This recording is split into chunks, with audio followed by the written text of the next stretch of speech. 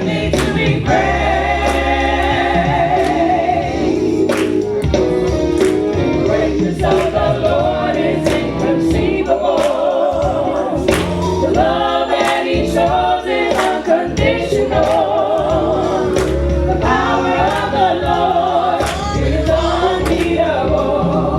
Great is the God we serve. God is great and greatly to be praised. God is great and greatly to be praised. God is great and greatly to be praised. God is great and greatly to be praised. God is great and greatly to be praised. God is great and greatly to be praised. God is great, oh yeah, and greatly to be praised. God is great, oh yeah, and greatly to be praised. God is great, oh yeah, and greatly to be praised. God is great, He is, and greatly to be praised. God is great and greatly to be praised.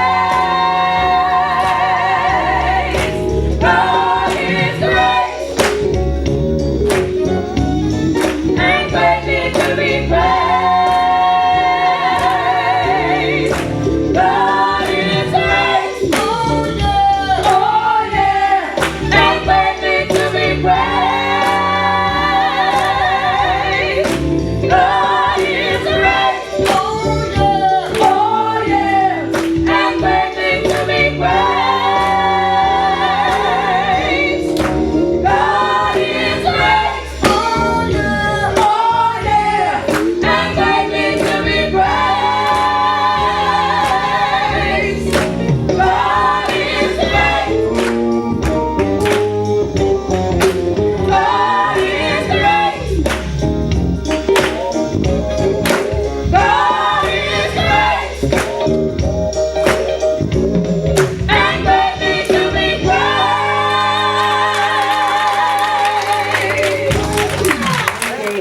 Looking over the walls of Jerusalem, which had been broken through and whose gates had been burned up, I then crossed to the fountain gate and headed for the king's pool, but there wasn't enough room for the donkey I was riding to get through. So I went up the valley in the dark, continuing my inspection of the wall. I came back in through the valley gate. The local officials had no idea where I'd gone or what I was doing. I hadn't breathed a word to the Jews, priests, nobles, local officials, or anyone else who would be working on the job. Then I gave them my report. Face it, we're in a bad way here. Jerusalem is a wreck. Its gates are burned up. Come, let's build the wall of Jerusalem and not live with this disgrace any longer. I told them how God was supporting me and how the king was backing me up. We're with you. Let's get started. They rolled up their sleeves, ready for the good work. When Sanballat the Horonite, Tobiah the Ammonite official, and Geshem the Arab heard about it, they laughed at us. Ha! What do you think you're doing? Do you think you could cross the king? I shot back. The God of heaven will make sure we succeed. We're his servants and we're going to work rebuilding. You can keep your nose out of it. You get no say in this Jerusalem's. Jerusalem's none of your business. This is the word of our God. Thanks be to God.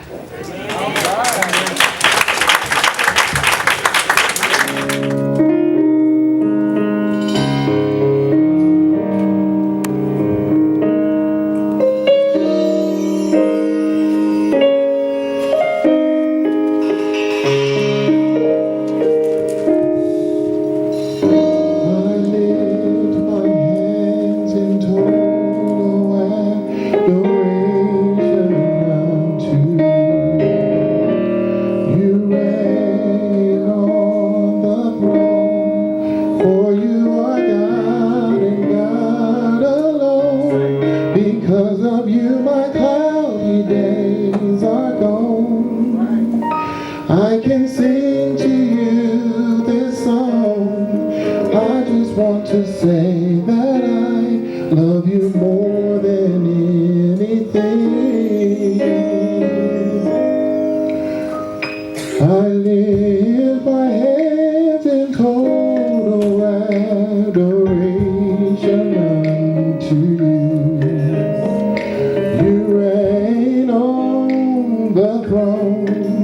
For you are God and God alone. Because of you, my cloudy days are gone.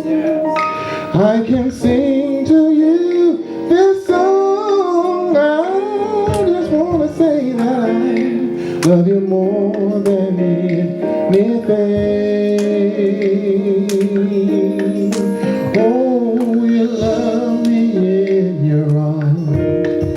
You are a shelter from the storm. When all my friends are gone, you were right there all alone. I never known a love like this before. I just want to say that I love you more than anything. Ooh, I love you, Jesus. I worship and adore you. Just wanna tell you, Lord, I love you more than anything.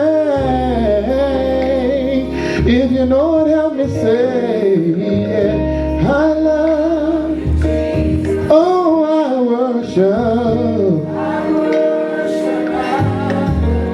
I just want to tell you,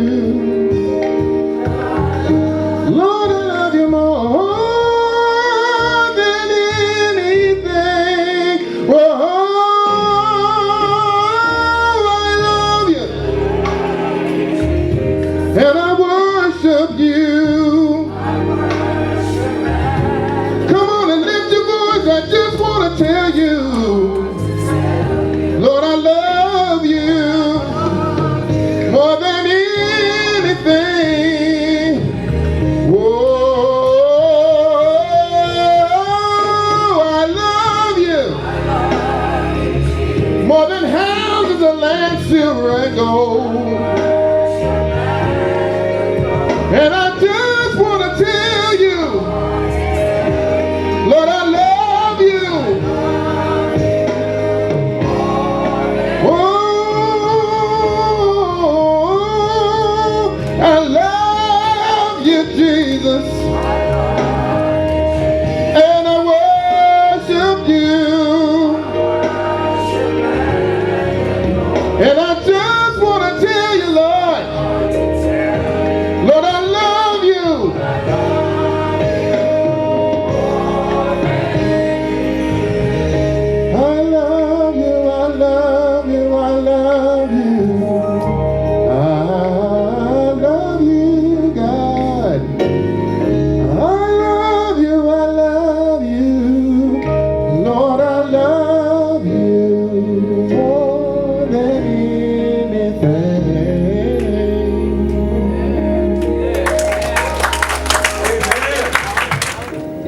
morning's message, I want to attempt to do two things. One is I want to give a word of encouragement to our young people as you are getting ready to go back to school. So this message is in part for you.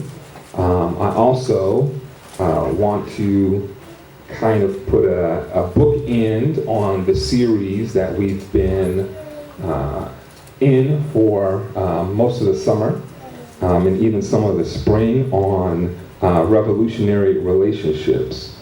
So this is a two-part message this week and next week. So this is part one, which means you got to come back next week for part two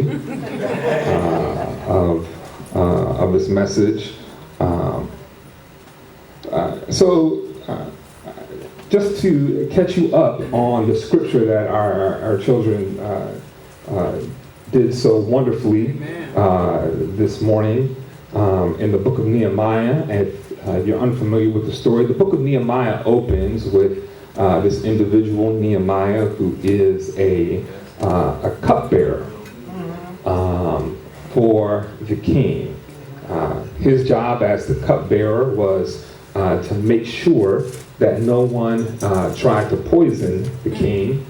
He was the guardian of the king's cup, which is not a trophy that was given to the football teams.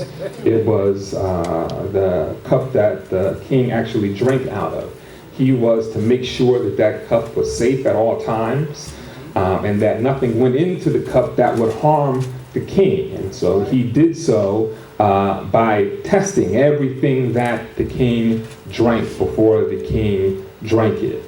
And making sure so that if anybody tried to poison the king, Nehemiah would take the poison first and would give up his life instead of the king. So this is Nehemiah, who is our protagonist, our hero in the text. And so Nehemiah hears the report of what's happening in Jerusalem. The exile has taken place. People have been taken out of Jerusalem, and so he's now people have begun to move back and resettle and try to establish Jerusalem. And so he is hearing the story now of how things are going, and the story isn't as good as he would have hoped.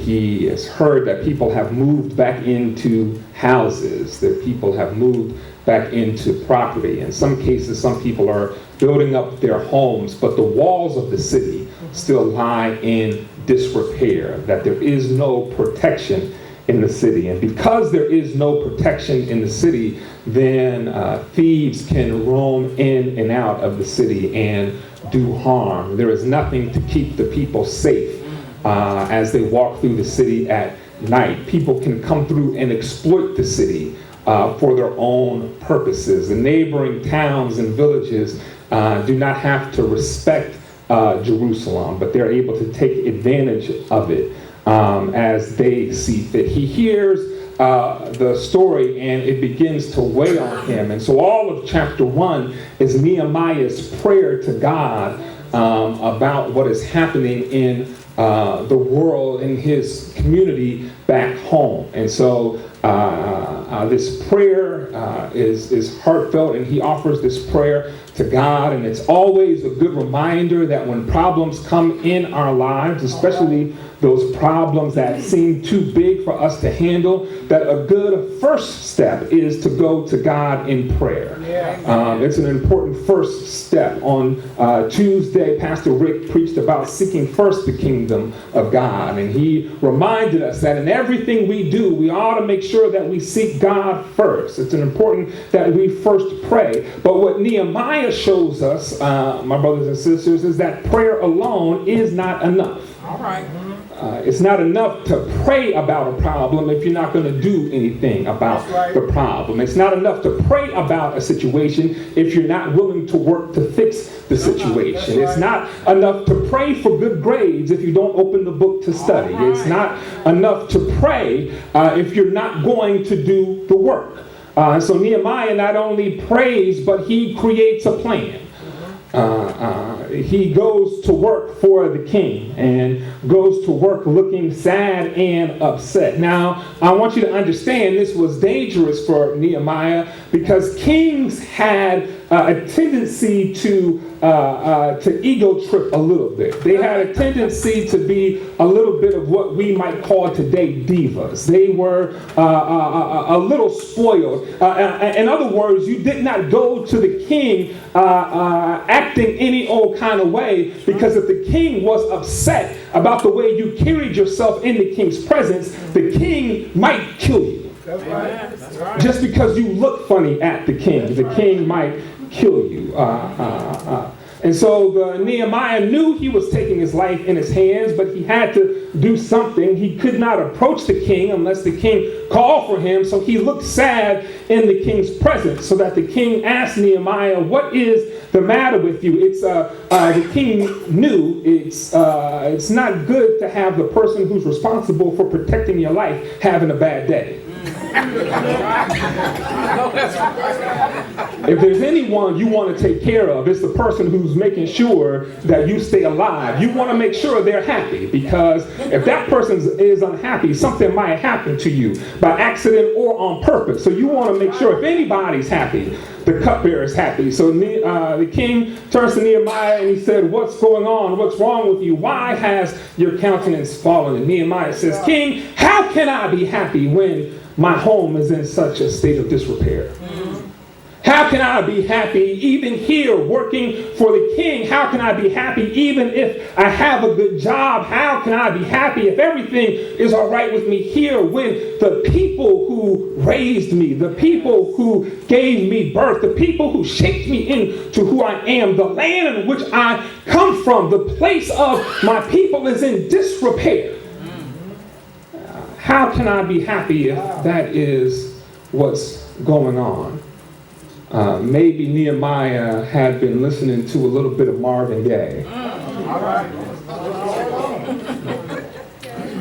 I was asking the question, what's going on? Maybe he had been listening to a little bit of Marvin Gaye and said, "It just makes me want to holler the way they do my life."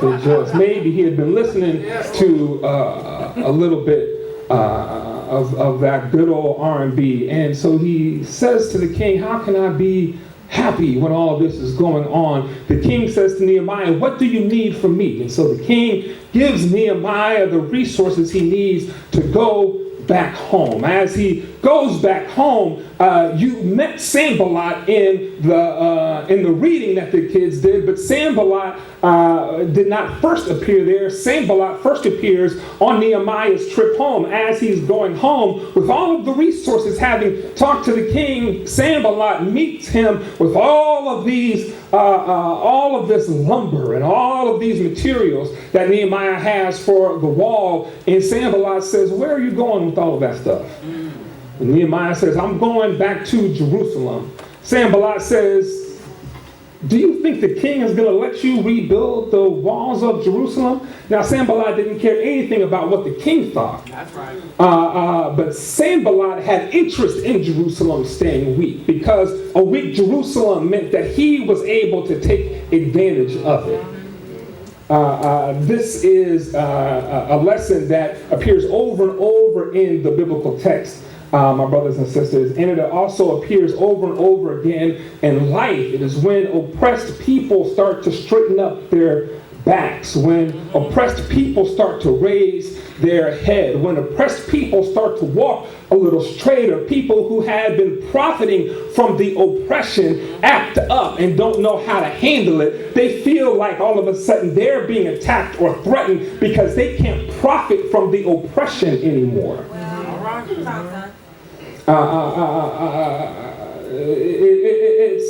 And this is why this text is so resonant, so important for me today, is because in a lot of ways I feel like Nehemiah.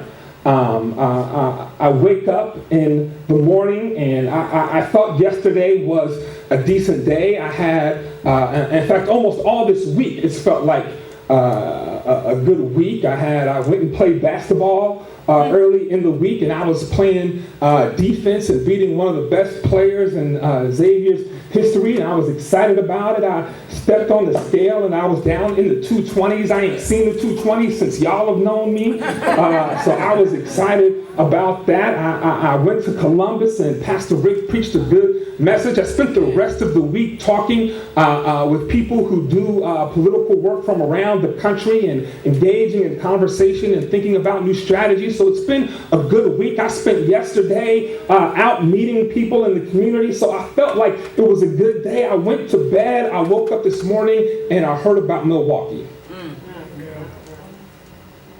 And it was a reminder that even though right now, right here, things feel like they're okay around this country, there are black people who are still hurting because there are police that simply refuse to get the message that you just can't shoot people and take their lives for no reason. And so I woke up to images of Milwaukee burning. And people said violence started in response to the police shooting. And somebody who I listened to said, that's the stupidest headline I've ever read. Because the violence didn't start in response to the police shooting. The police shooting was the act of violence. Acting like, how can I be happy when this is going on around the world? Many of you all were here when I left and went to Ferguson for 4 months, trying to make a difference in that. And spent 4 months of my life trying to change what was happening in Ferguson, not because I cared that much about Ferguson, even though I do care about Ferguson. I spent 14 years in St. Louis, but because I knew that that could happen anywhere, and we were hoping that we could change Ferguson so that we could begin a ripple effect to change America. But here we are now 2 years later, 2 years after I left to go to Ferguson for 4 months, and 2 years later the same things are happening all over the country, and we're not getting any more accountability. How can I be happy when the gates are destroyed? And then I hear them saying all the time, Pastor, we appreciate your heart and we appreciate your love for the people, Pastor, but you can't go around saying Black Lives Matter, Pastor, because that's too exclusive. You're leaving too many people out. Pastor, you ought to say all lives matter. And what I try to explain to people is that saying all lives matter is like Sanballat saying to Nehemiah, you can't just build up the gates of Jerusalem. You need to use that lumber for everybody. And it's not that the other people don't matter, but it's Jerusalem was so vulnerable right now. They were the people getting picked on. They were the people getting exploited. They were the people who were catching the worst of everything that was happening and had no ability to protect themselves. There was no one who was holding accountable the people who were attacking the people in Jerusalem at will. There was nobody who was holding accountable the people who were attacking them. And so they had to rebuild the walls in order to establish some kind of protection so that they could be safe. I'm not saying Black Lives Matter to say that nobody else matters. I'm saying Black Lives Matter because in this country right now, because of the way things have happened historically, black people are still catching the worst hell of anybody in this country. It's been that way since this country was founded. In fact, the only way this country was built, the only way we have cities, the only way there are buildings that exist in this country is because they exploited our labor. They made us work for free, and they never paid us the worth of our work. And then they said, okay, now we're going to end that. Everything should be all right, except for the fact that it didn't end anything, because then they still snatched young people as young as the kids who read scripture today off the street. If they looked at somebody funny and snatched their lives from them, they would hang people like me for preaching too radical and hang me from a tree in front of everybody. rally with everybody gathered around, and they would watch what happened, and they would bring their children to watch what was going on, and then they would all smile and take a picture with the body hanging in the background, and the caption would say, "Black man hanged by persons unknown." Because there was no accountability for it.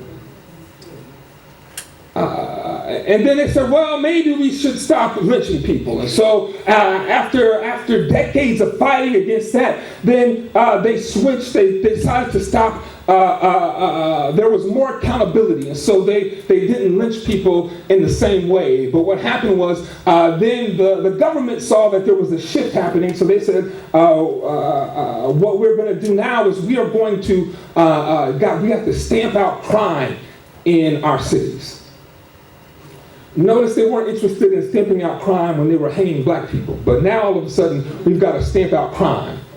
And what stamping out crime meant was we're going to stamp out the civil rights protesters. That's what it meant. They said it's going to be a war on crime, but it was really a war on the civil rights protesters. Those were FBI enemy number one, was the people in the Black Panther Party. And people from the Southern Christian Leadership Conference, people who were fighting for civil rights. That's what they considered to be disorder. That was crime. And so they tried to stamp all of the protest efforts out. And so they used the resources of the FBI and the police to infiltrate and disrupt the attempts of black people to organize and stand up for a lot of different ways. You have people like Assata Shakur who went to Cuba to get away from the government. You had other people like Harold Washington and Jesse Jackson who tried to create a home for themselves inside of the establishment, trying to make a difference from the inside. People made different moves, but people were always trying to move, trying to change the system. And so then what happened was you took this war on crime, and then on one side they said we're going to fight crime, and then on the other side people were shipping in drugs into the cities and then busting black people for those same drugs. Our former vice president who became president, Bush, the CIA director, was responsible for the crack epidemic because he oversaw the bringing in of drugs into this country. Cincinnati's own Carl Lindner, the businessman that everybody loved because he gave so much money to the community, was the city's biggest drug dealer. But the police never came knocking at his door for a drug raid. They knocked on the doors of the homes in Avondale and Walnut Hills, down and over the Rhine before they gentrified over the Rhine, down in the West End and Bond Hill and Roseline. That's where they knock on the doors. I went to Summit Country Day, and there were more drugs going through Summit Country Day than any open-air drug market. But we never had police at Summit Country Day. The police weren't stationed there in Hyde Park. I never had to go through a metal detector to go to school. That happened in the schools in the hood, in the black communities. The black communities always got the worst of law enforcement, even though the things that happen in black communities happen in equal proportion in white communities. And then they told this lie. They said that, well, crack is so dangerous. And so that's why we gotta have a hard emphasis on crack. Crack is so dangerous. And it's black people who use crack. And that was a lie too. Because they did the research and found out that black people use crack in the same proportion as black people use any drug, which is about the same proportion we are in America. In other words, we are about 12% of the country. And we make up about 12% of the people that smoke weed. We're about 12% of the people who smoke crack. But we are 90% of the people who are in jail for crack. We are over 50% of the people who are in jail for marijuana. It's not that we're that criminal, it's just that when the police are stationed in our neighborhoods, we're the people who get arrested. And so all we've been trying to do is build up the wall. trying to build up the wall to protect the community, because if we don't build up the wall to protect our community, nobody else is coming in to do it. And so here is Nehemiah coming in to build up the wall. So let me get to my 3 points for this. The first point you've got to understand, my brothers and sisters, and this is for my young people too. The first point you have to understand, what I want you to remember, what I want you to think about every day when you go into school, is that you need a vision. You have to have a vision. Now the thing is, you don't have to create the vision all the time. Nehemiah came in with the resources. Nehemiah took around and looked at what happened. Nehemiah had a vision of what needed to be done, but there were other people who were a part of it, and everybody didn't have a vision. What some people had to do was follow the vision. So whether you have a vision or whether you follow a vision, you ought to be in touch somewhere with somebody's vision.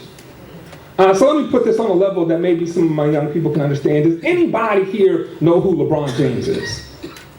Does anybody know you know who LeBron James is? What does LeBron James do?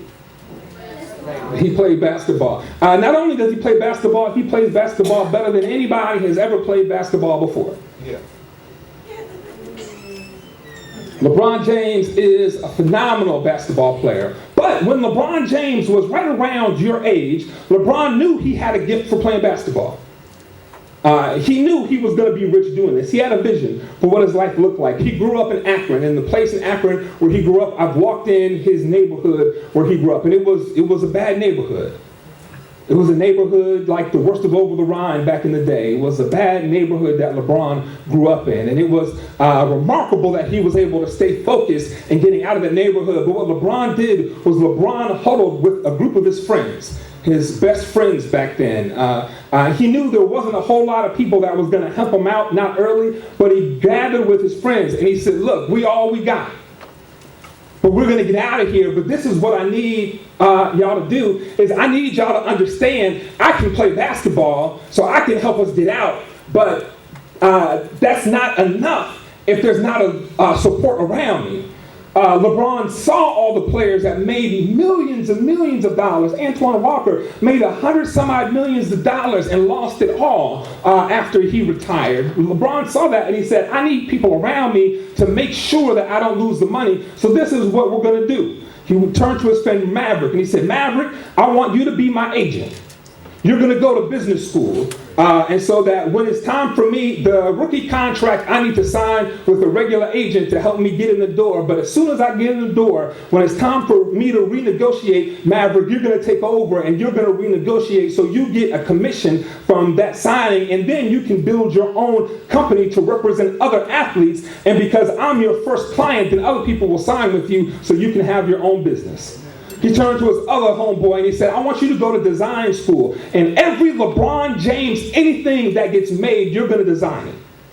You're going to draw the pictures. You're going to draw the logo. You're going to do the branding. And so then other people are going to come to you and say, I want you to brand my business. And so you're going to create your own business branding. I want you to be my financial manager. You're the one who's going to make sure that I don't spend money on anything that's foolish, that every investment we get makes money. LeBron, when he was a kid, sat down with all of his friends and gave everybody a job. And said, I want you to go to school. You're going to learn how to do this because when it's time for me to step into the limelight, I'm not going to step in alone. I want all of you to step in with me. Now, I don't know that it's true, but the rumors that I heard around Akron were that there were a lot of parties that people threw in high school. And everybody wanted LeBron to come out and party with them. And when LeBron decided that he wanted to go out and party with them, Maverick and everybody else around him would say, no, LeBron, you got to go home and go to bed because we need jobs and you're the one that's going to get us there. And so you go to bed and get rest because your job is to play basketball and our jobs are dependent on you. Right. So LeBron couldn't get into trouble because everybody around him knew that his success was important for everybody's success. So everybody kept each other accountable, so they all stayed focused on the goal, so that now, just 2 days ago, LeBron James signed a $100 million contract for 3 years of basketball. For the next 3 years, he's going to get paid $100 million for playing basketball for 3 years. But it's not just him that's going to get the money, because his agent already got a cut for negotiating the deal. His brand people are already getting paid for creating the advertisements for the deal. And his financial manager is already getting paid because he's already finding ways to invest the money. Everybody around him was successful because they all came together around one vision.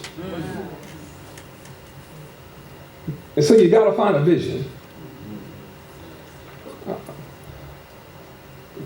The Bible says without a vision, the people perish for a lack of knowledge. If we don't have a vision for what it looks like to rebuild our communities, we can never get the rebuilding done. We've got to have a vision. A vision of what it looks like. Not just a hope that it can happen, but a vision for how we can make it happen.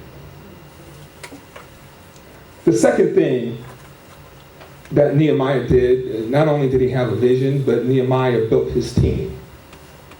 And that's the second thing, you got to build your team. That's what LeBron did. He built his team. Because nobody can make it to the vision by themselves. Amen. I wouldn't be here today if it wasn't for a lot of people who surrounded me, who helped propel me. Even when I wanted to give up on myself, they kept pushing me and said, no, Nelson, you can't give up. None of us would be here today if it wasn't for people who helped us along the way. People who opened doors when we needed doors to be opened.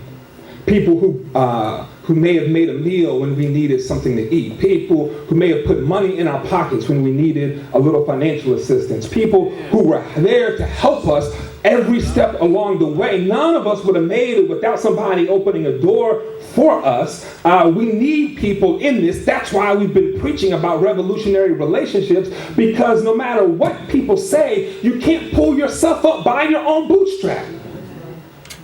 You need somebody to reach down and give you a hand to help you along this. And young people, that's why it's important that you build a team around you. When you go to school, that you find people who are trying to study and get good grades just the way you need to. That's right. Amen. That you find people whose parents and family might be strict on them the way yours are. Amen. You need people who are going to peer pressure you to be great and not peer pressure you to destruct yourself. We all need a team of people who will encourage you and support you. You need a team of people who will propel you. We can't do this alone. We've got to have a team that's in this working together. A team that isn't self-destructive, but that comes together and stands and fights together. We've been in the Olympic season, and I've been watching a little bit of the Olympics, and the U.S. women's soccer team lost. They lost a heartbreaking game to Sweden, and everybody talked about Hope Solo, because Hope Solo was mad because her former coach is now the coach of Sweden and helped the team to beat them, and so she got mad and said something about, she called them cowards. She said the Swedish were cowards. And everybody was mad at Hope Solo. And I said, leave Hope Solo alone. I'm not upset that she's mad about the other team beating them. If she was picking on her own team, that would be different. But I don't mind somebody who's mad at the other team, because she's so invested in her team, she will attack anybody else who comes after her team, because that's her team. You got to have a team. You need a team around you who will stick with you, who will fight with you, who when the save-a-lots of your life come to try to say something, your team doesn't fall apart, but they stick together. Nehemiah goes to the team and he says, look, I've looked and I've seen the walls. They're in need of disrepair. We have the resources. We just need to do the work. And you heard the young people say the people came together and said, we will do the work. Yes. Nehemiah built a team of people to begin the work. Well, the last thing I got to say, young people, is I wish I could tell you that if you had a vision and you built your team, that the work would take care of itself. That if you just do the work, that's all it takes. But the truth is, there's always going to be somebody that tries to stop the work. There's always going to be somebody that tries to interfere with the work. There's always going to be somebody who looks down on you because you're trying to do the work. Sanballat and his group get together and they say to the people, what do you think you're doing building this wall? What do you think you're doing building up Jerusalem? Nobody cares about Jerusalem. Jerusalem's never going to amount to anything. Jerusalem is a bad neighborhood. Nobody cares about what happens in Jerusalem. Jerusalem is an unloved city.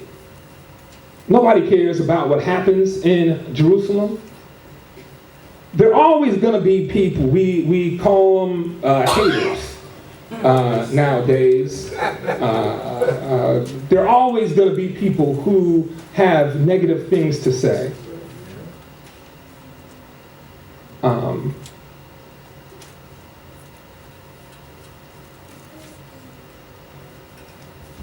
But notice that Nehemiah's response to Sanballat didn't address anything Sanballat had to say. But when Nehemiah talked to Sanballat, he said, God is on our side.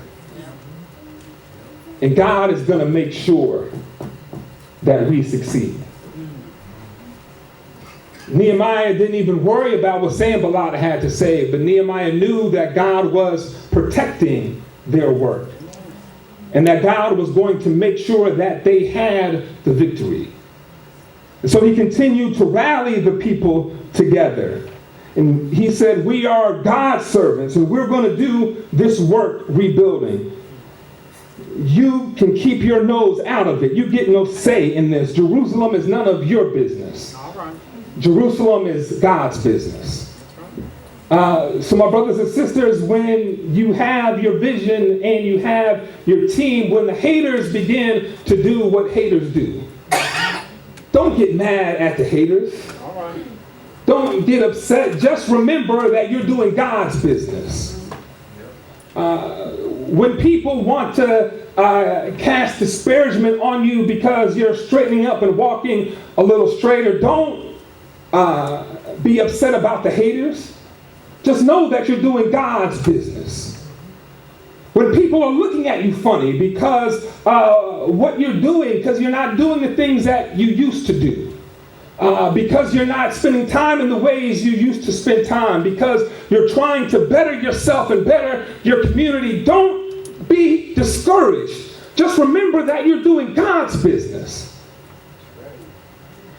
Martin Luther King used to say, the arc of the universe is long, but it bends towards justice. In other words, the work might be difficult and we might not always see eye to eye on how to get it done. We might have problems along the way, and some days it may look like we're further behind than we are ahead. But if we keep walking, we believe that God is going to make up the difference in what we need to make sure that the job gets done. So we can continue to build. We can continue to focus because we're doing God's business.